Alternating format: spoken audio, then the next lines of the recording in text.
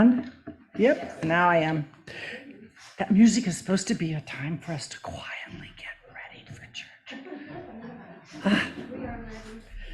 Yeah, but we should be ready when the music starts. Good morning. My name is Pam Wycliffe, and I'm a member of the Board of Trustees of this congregation. Welcome to everybody here this morning. The Unitarian, and this is our mission.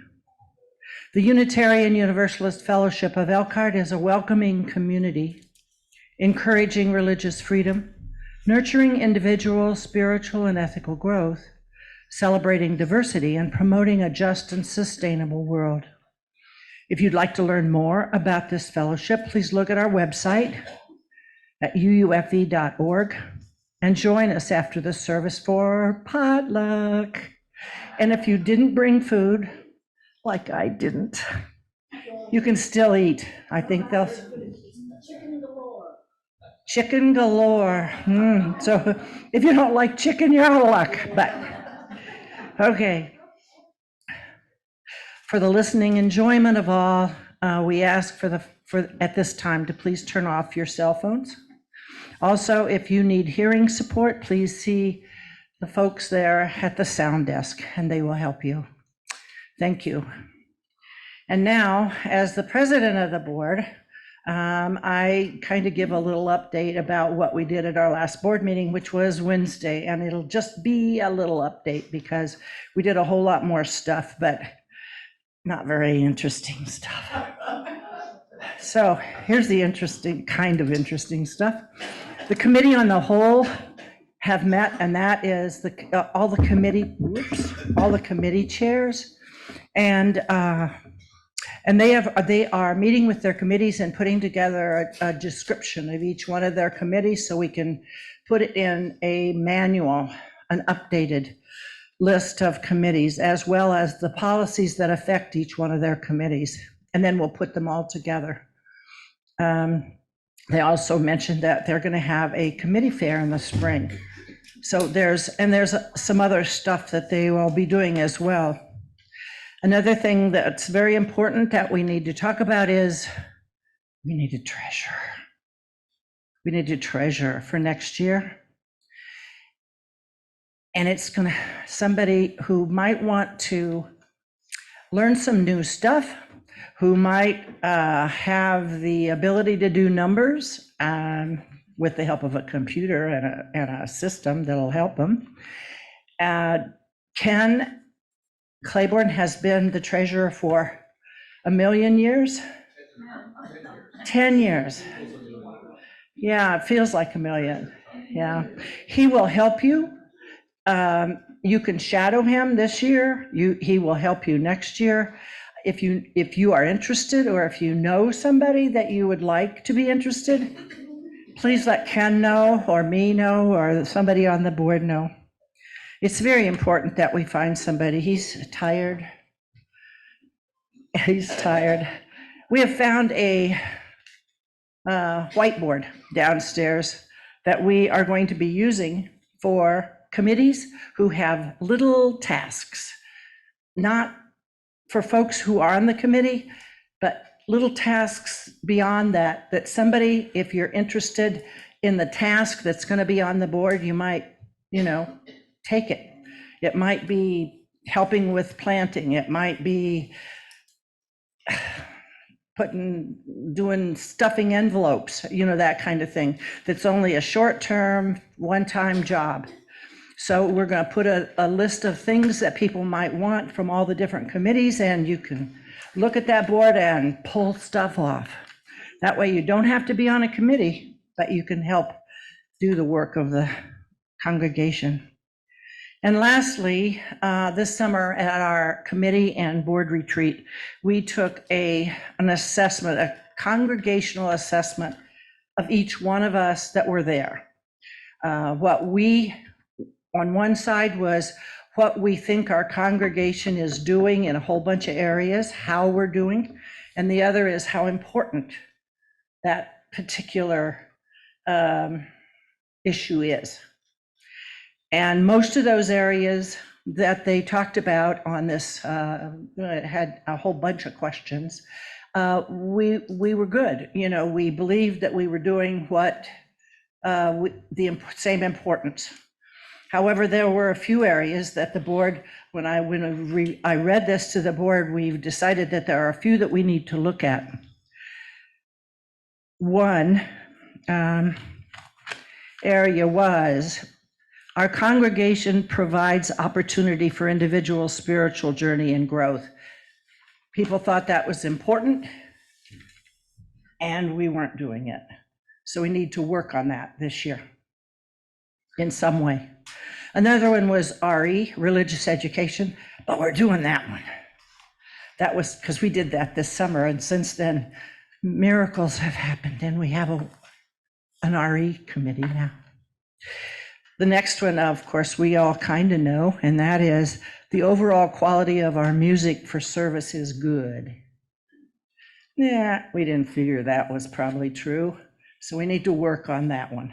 That's another one that we need to work on in some way. However, whether we want a choir, do we want a pianist, do we want, we have Steve. We got Steve. And you're wonderful. Another one, congregations have an interesting variety of social activities and events for the members to get together. We thought that was important. We're not doing it as much as we could. The events where we all can take part, a karaoke, all kinds of those kinds of events that we've had in the past. Pardon? A square dance, trivia. Lots of things. Anyway, that's one we need to think about. Another one is the congregation communicates awareness and connection to our district and continental UUA. Oh, and the UUA is the Unitarian Universalist Association. We are going to have a 4-session workshop about the articles that we have now coming down from the UUA that we need to look at. So that's a beginning. But we felt that was important, that we know connection. And I don't think we always know connection. So that's another one that we need to work on, to look at how we're connected to our mother. Anyway, if you have any ideas on any of these areas, please see me or somebody on the board, and we'll be very happy to look at them. Also, our board minutes, as well as our committee minutes. Every month, each committee sends in a report of what they've done in the past month. Those are also going to be posted outside the office, so everybody can see what we talked about, but also what the committees have been doing each month. And that's all. Thank you.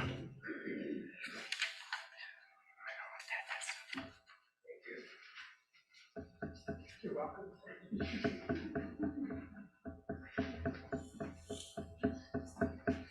Also, to add to that last note, I will also be posting a hyperlink to the digital board minutes every month in the UUFE Peeps Facebook group. So that way, if you don't happen to be in the building and you want to know what the board has been up to, that will be readily available on the Facebook Peeps page. Morning announcements. I don't see that we have anything pressing other than please be sure to join us after service for potluck, because we all get to enjoy being together over a meal. Our chalice lighting this morning is by W.E.B. Du Bois. Now is the accepted time, not tomorrow, not some more convenient season. It is today that our best work can be done, and not some future day or future year. It is today that we fit ourselves for the greater usefulness of tomorrow. Today is the seed time. Now is the hour of our work, and tomorrow comes the harvest, and playtime.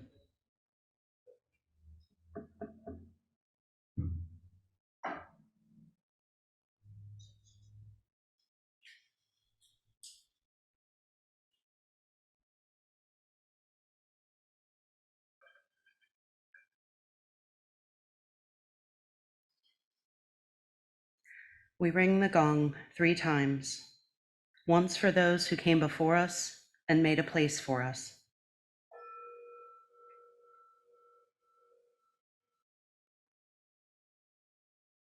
Once for those who are here now,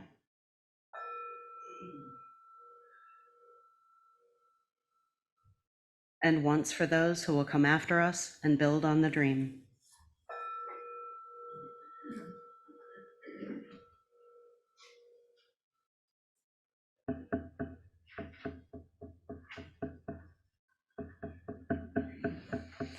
Our RE committee and children have already left. They apparently didn't want to be part of the Unison Covenant this morning.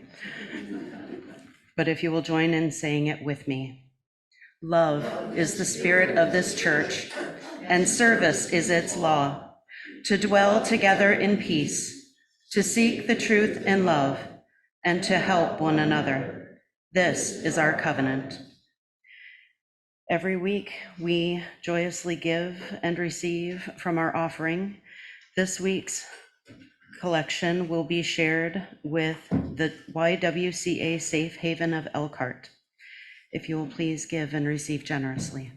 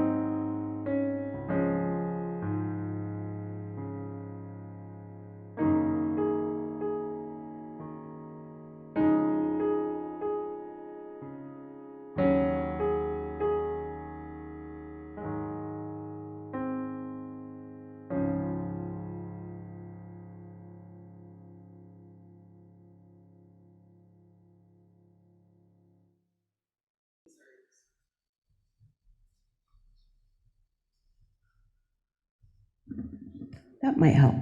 There we are. On the 3rd week of each month, we do joys and concerns. And I light this first candle with the knowledge that our world is still suffering from age-old hardships, hard feelings, and oppression by a country that feels it's entitled.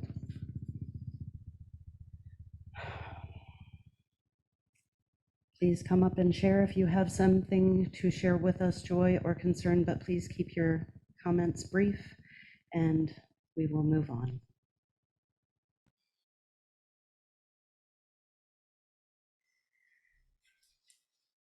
If you are willing and able, please stand and sing with me hymn number 6, Just as Long as I Have Breath.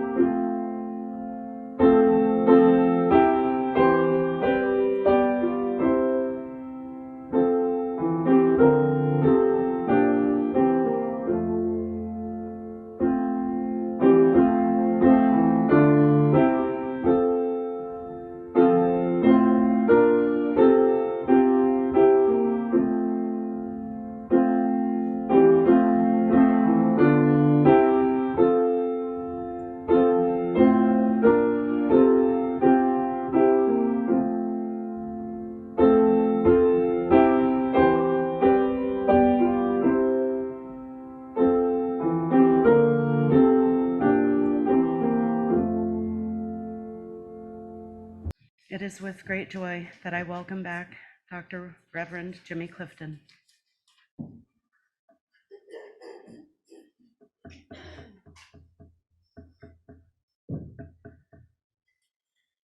Good morning.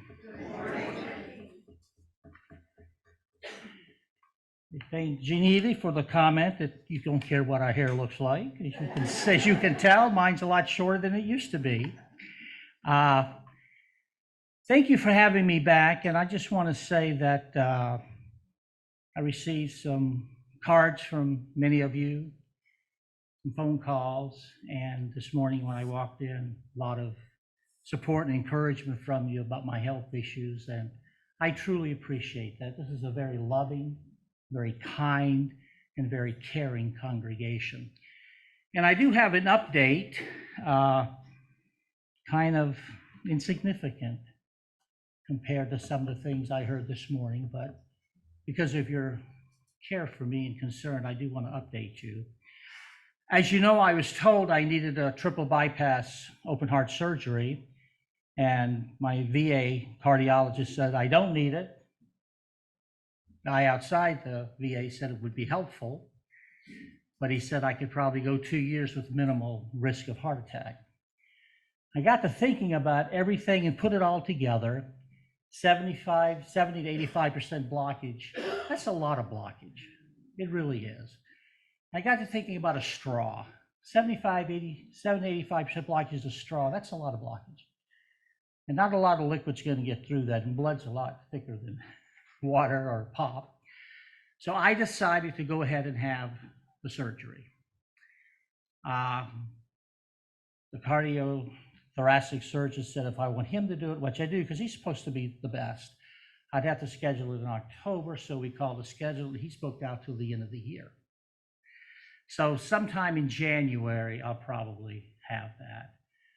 And as I mentioned last time, whatever your tradition is, prayers, thoughts, positive vibes, I would appreciate your continuing to do that. So thank you again for your care and your concern. It's tremendously appreciated. And as you know, I usually begin with a joke, and I do have a couple. And you know, I told you once, I thought it was people writing them out. Why don't you just memorize them? But I think I understand now, because these sometimes are just a little too much to try to remember. So I have two jokes for you. Two gas company servicemen, a senior training supervisor, and a young trainee were out checking meters in a suburban neighborhood. They parked their truck at the end of the alley and worked their way to the other end. At the last house, a woman looking out her kitchen window watched the two men as they checked her gas meter. Finishing the meter check, the senior supervisor challenged the younger coworker to a foot race down the alley, back to the truck to prove that an older guy could outrun a younger one. As they came running up to the truck, they realized that the lady from that last house was huffing and puffing right behind them. They stopped and asked, "What was wrong?" Gasping for breath, she replied, "When I see two gas men running as hard as you two were, I figured I'd better run too."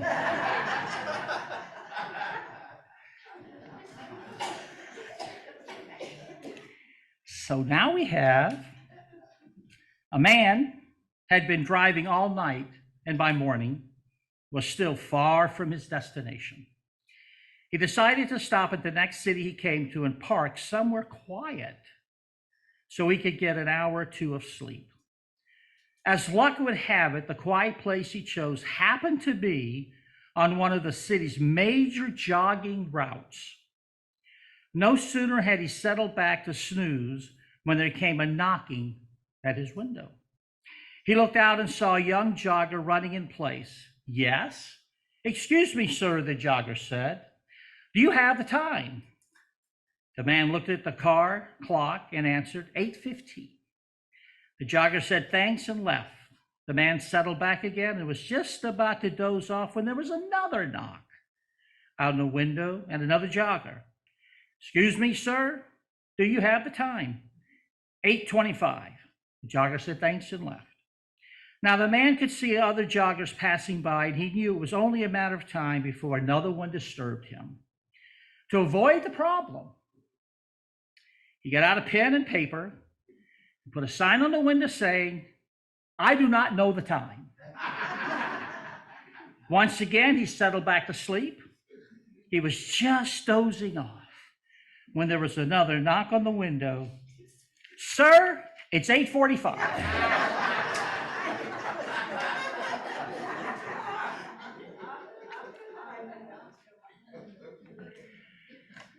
Many years ago, the UUA put out a pamphlet entitled, "Don't Throw the Baby Out with the Bathwater." It was a pamphlet about the Bible, encouraging Unitarian Universalists not to discount everything in the Bible because it had parables, stories, some that weren't accurate or true, but parables and allegories. But it encouraged people not to do that, throw the Bible out with the bathwater, because there was some interesting and important information in the Bible related to life. Information in the Bible that teaches us how to love one another, how to get along with one another. Teaches us about morals and ethics and values and principles. So what I want to do this morning is just briefly tell you a Bible story, and then there'll be a point afterwards, several points. It's a story about Jacob and Esau, and many of you, I'm sure, know the story. The children of Isaac and Rebekah. And Esau and Jacob were fraternal twins. Esau came out first. And according to the tradition, as Esau was coming out, Jacob grabbed him by the heel to try to pull him back, because Jacob wanted to be the first one out. And according to tradition, Esau was pretty hairy, hair all over his body, face, kind of rugged. Jacob was kind of soft and not very rugged, just kind of, I don't know, what you might call a mama's boy. And so Jacob means heel grabber. And so there's a joke. Donna doesn't think it's funny, but that's okay. You are all familiar with the movie When Harry Met Sally. So the joke is, if there were a movie about Jacob and Esau, it would be When Harry Met Heel Grabber. So, well, I guess you were right, Donna. It's not very funny. So they're delivered, and they grow up in a contentious relationship. And eventually, when Esau was out hunting, because that's what he is, rough, rugged type guy, he didn't catch anything. He came home very hungry, almost starving. And Jacob had just made a nice meal of stew. And Esau asked Jacob, hey, I'm really starving. Can I have some? And Jacob said, yes, but give me your birthright. So because of his starving, nearly passing out, he gave Jacob his birthright.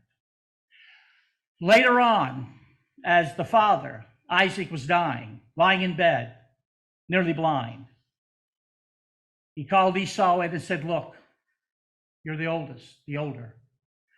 I'm dying. I can barely see. It's time for me to give you a family blessing. Go out and hunt. Get the finest meat you can. Bring it back. We're going to have a celebration. I'm going to pass on the blessing to you. So Esau did that. And Rebekah was a little upset because she wanted Jacob to have the blessing. Jacob was her favorite. Esau was Isaac's favorite. So she called Jacob and said, look, your father's going to give your brother the blessing. Here's what you do. Go out into the field and get the finest animal you can. Bring it in. We're going to have a celebration. And you're going to go in and you're going to tell your father, you're Esau, and you caught this fine animal, and you're ready for the blessing. And Jacob said, but he'll know I'm not Esau. My voice. Don't worry about it. We'll take care of that. What if he wants to touch me? I'm not hairy like my brother. We've got that figured out. We'll put on some of your brother's clothes. You'll smell like them. I don't know what that means. And then we'll put some animal skin on you so you can feel the wool, the hair. So he went in, said, Father, I'm back from the hunt. Got some fine meat.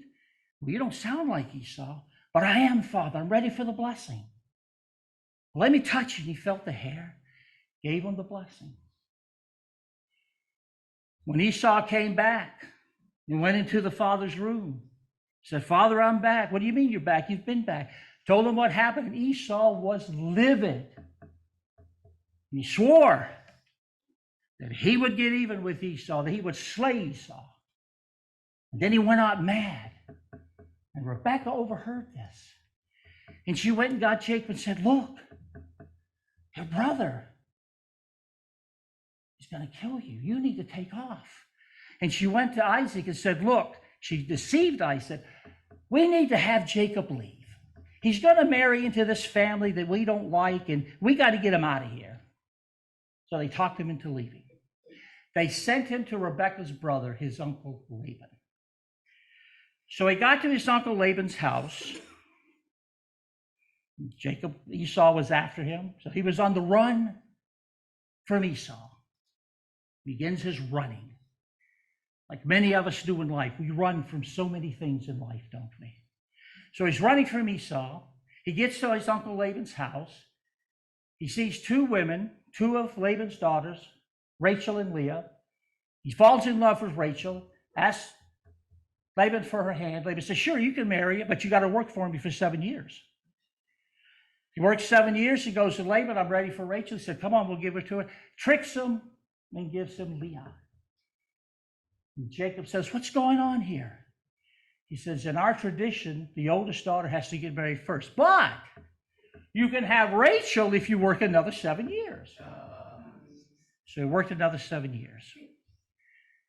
Stayed there quite a while and went to Laban and said, look, I'm ready to go back home. I'll just have to face my brother. I'm ready to go back home. So Laban was upset because while Jacob was there, he felt the Lord had blessed him with goods and good livestock. But he finally gave in and said, okay, you can go and I'll pay you this way. You go take some livestock, but don't take the best. Just take something that's good enough. So Jacob took the very best. And Rachel stole a religious ornament. And as they left, they separated, so Jacob went on ahead. And now Laban's sons told Laban what Jacob had done. Took the best livestock, Rachel stole the ornament. So now Jacob and his sons were after, Laban and his sons were after Jacob. So Jacob's running again. He's running away from Laban, and he's running home, but he's running towards Esau. He's after him as well. A lot of running. And somewhere along the way, the story is that he has a wrestling match with an angel. Some translations say God. If we look at this carefully, what we gather is that Jacob had a wrestling match with himself. He had a wrestling match with his conscience because he violated his conscience. He sacrificed his principles. And many of us run today because we have done that as well. We violated our conscience, we've sacrificed our principles, and we begin to run away from that. We're running away from ourselves. And that's what Jacob is doing. He's running from his conscience, but now he's also running from his past. The past experiences at Laban where he was deceitful. The past experience where he was with Esau and the family where he was deceitful with his father. And we do that a lot, don't we? We run from our past. We run from our conscience. We run from ourselves. And we do this many times because we find ourselves lacking when we violate our conscience. We find ourselves lacking in self-esteem.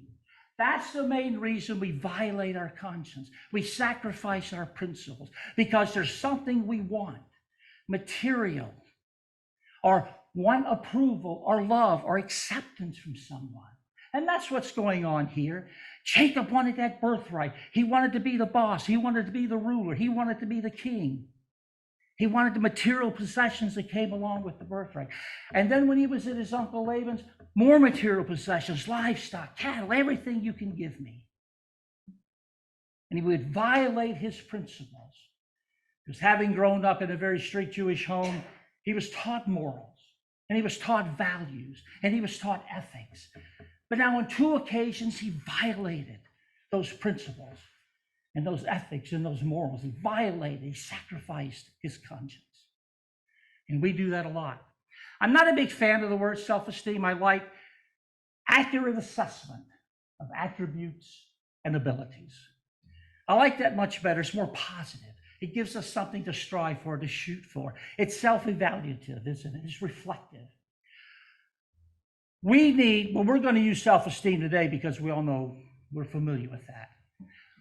The reason we need to have good self-esteem is that we can approach the challenges of life with confidence and motivation. See, Jacob didn't have much confidence, did he? But he's very motivated to be deceitful. And also, with good self-esteem, we can develop good social skills. But when we don't have good self-esteem, then we violate our conscience to get things we either don't deserve, or we steal things that we don't need, or we want somebody's love or approval. See, Jacob wanted Rebekah's approval. Do this. Go deceive your father. Oh, yes, Mom, I want you to love me, so I'll do what you say. The problem with having low self-esteem is we become eventually people who are very intolerant and very judgmental. And those aren't good qualities to have. We do live in a society today where there's too much judgment, too much intolerance. We not only see that here, we see that around the world. All the violence, all the hatred, all the sadness, all the discrimination, all the bigotry, all the racism, the homophobia, the xenophobia, so much intolerance, so much hate, because we don't feel good about who we are, because of fear of the unknown. And that's what causes a lot of hate and bigotry. That's what causes a lot of judgment. There are groups of people or ideas we don't understand, and we're fearful of those things.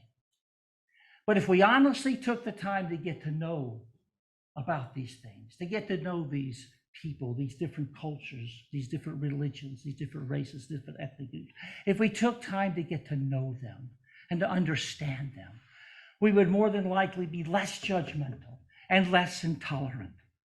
Another reason many of us have low self-esteem is we strive to be perfect. And that's an exercise in futility. We're never going to be perfect. And we beat ourselves up when we're not perfect, when we don't have that perfection in our lives. It's okay to want to be perfect, but we need to realize we'll never be perfect. All that we can really do is the best that we can. And I always encourage people that are perfectionists to go to bed every night and ask themselves this question: have I done the best that I could today? And if the answer is yes, that'll help build our self-esteem, to know that we did the very best that we can. Don't look for that perfect. Don't try to be perfect. Don't try to be a perfectionist. Try to do the very best that we can. And then when we lack self-esteem, we become very depressed, don't we? Very depressed. Because we feel like there's something wrong with us, that we couldn't be perfect. We couldn't reach that level of perfection. So there must be something wrong with me. And that's a very sad attitude to take, because there's nothing wrong with anybody who's not perfect, because nobody ever will be perfect. And when we have low self-esteem, we engage in self-pride and arrogance. And that arrogance is that we think we're better than everybody else. And again, that's where that judgment comes in. That's where that intolerance comes in. And the bottom line is nobody is better than anybody else. We're not. We're just not. We may like to think that we are, but we're not. That's one of the most attractive qualities of the Unitarian Universalist denomination, our association. Very few Unitarian Universalists think they're better than anybody else. What the attitude is for most UUs is to go out and try to lift people up, not to lord over them, not to be perfect over them, not to show that you're better than they are, but to lift people up. And there's so many people in our society who need to be lifted up. And I think it's up to people who have good, healthy self-esteem to do that, to lift others up. And then when we have low self-esteem, we find ourselves being very hypersensitive, don't we? We're very self-conscious. We don't take criticism well. We just don't, because our self-esteem is so low. But criticism, if it's constructive, is very healthy. So what do we do to have a good sense of self-esteem, to have a good sense of worth? You know, the Unitarian Universalists say everybody has worth and value and dignity, and we do. We do. And I want all of us this morning to realize that each of us individually is a person of worth and value and dignity. And nobody can take that away from us. Nobody, unless we allow it to happen. Eleanor Roosevelt said, nobody can make you feel bad unless you give them permission. We are people of worth, and we are people of value, and we are people of dignity, and we want to treat everybody else as if they have worth, value, and dignity, because they do. The first thing we need to do to develop a good self-esteem is to develop a constructive value system. See, Jacob lost all his sense of values. And somewhere along the way, he was going to have to reclaim those values. And according to the rest of the story, he did. He and Esau reconciled, reclaimed his values, but we need to develop a good constructive value system. And you may say, what does that mean? I have values, but is it constructive? Do we just say we're people of integrity and honesty, or do we demonstrate that? That's the constructive part. Do we demonstrate that integrity? Do we demonstrate that trustworthiness? Do we demonstrate that we keep promises? It's good to say we have those things, but are they demonstrated in a constructive and positive manner? And we need to stop judging others, and we need to stop judging ourselves. We should never judge ourselves. We should never criticize ourselves. What we need to do, what we want to do, is engage in self-reflection, engage in self-evaluation, There's a big difference between being critical and being evaluative. I can evaluate myself. I can reflect on how well I'm doing, how much I've grown, how much I've changed. That's not criticism. That's evaluation. And we can use that as a metric to see where we need to go next. Where do we need to go next? And then we have good self-esteem by giving back. By giving back. We feel good, most of us. We feel good when we give back. We feel good when we do things for other people. And we don't do it because it makes us feel good. We do it because we genuinely feel good to reach out and to help others, to lift people up, to encourage people, to help people, to feed people, to love people, to care for people. And you all do that so wonderfully well. You really do. But give back. I can't remember the term, what the term that went around for a while. Pass it, what was it? Pay it forward. There we go. Thank you. Pay it forward. And then we need to understand our feelings. Sometimes we don't understand our feelings. And I think that's part of society's fault, because we basically only acknowledge what? I'm angry, happy, sad, mad. That's it. There's so many other words to describe emotions that we would feel better if we had a better understanding of our feelings and emotions, if we could label them more than just those 4 or 5 words. So I would encourage everybody to do some research. Look at other feeling words, emotion words. Come up with something other than sad, happy, angry, mad, joyful. Come up with other words. There are abundance of words that we can use, and we'll feel better when we can accurately describe our feelings and our emotions. And then understand that it's okay to be okay. But society struggles with that, doesn't it? Somebody says, how are you doing? Oh, I'm okay. Just okay? What do you mean you're just okay? What's wrong? It's okay to be okay. We don't have to have one extreme or the other. We're either sad or we're happy. We're either joyful or we're angry. We don't have to have those extremes.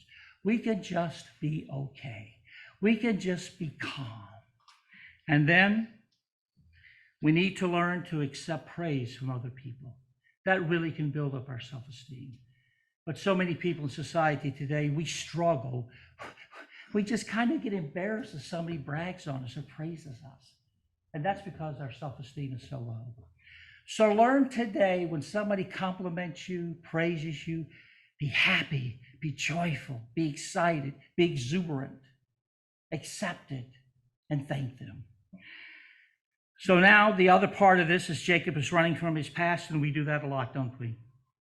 We run from our past because we've never really dealt with it. And one of the reasons we've never really dealt with it is that we beat ourselves up for some of the bad decisions or choices or mistakes that we've made in the past. And that's fruitless, because when we do that, we end up looking at the past and those bad mistakes and choices based on who we are today. If I had to do that all over again, yes, you would. Yes, you would. Because you are not the person then that you are today. You were not the person then that you are today. You're looking through the lens of anachronism. I'm smarter today. I'm more mature today. I'm more intelligent today. I have more skills and talents and abilities. But you didn't have those back then. So trying to say with what we have today, the knowledge and the wisdom and the intelligence, we would apply then. No, you wouldn't. You're looking through the lens of anachronism. You cannot apply who you are today to who you were then and say you would have made different choices or changes, different decisions. No, you wouldn't. No, you wouldn't. So stop beating ourselves up by doing that. Accept the reality of what happened, learn from it, and then move on. See, then we stop running from the past. Then we stop running from the violation of conscience that we had. Remember the old TV show, The Fugitive? David Jensen, Dr. Richard Kimball, accused of killing his wife, for a number of years on the run from the police lieutenant chasing him that he got away from. In the final episode of that show, Kimball is in the courtroom. He comes out. They say he's innocent. They got the one-armed man. admitted he did it. He's walking down the street, and the announcer says, Tuesday, August 29th, the day the running stopped. Will we be able to say Sunday, October 15th, the day the running stopped? Amen.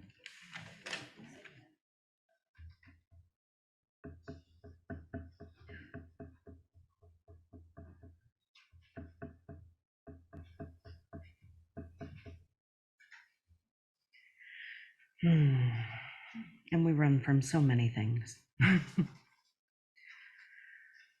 Our benediction this morning is by Carrie Holly Hurt. Love holds you. Love bears witness to all your inherent dignity and worthiness. It witnesses how you try, succeed, and fail, and does not flinch. Love will not let go. Love holds all of you. Blessed be.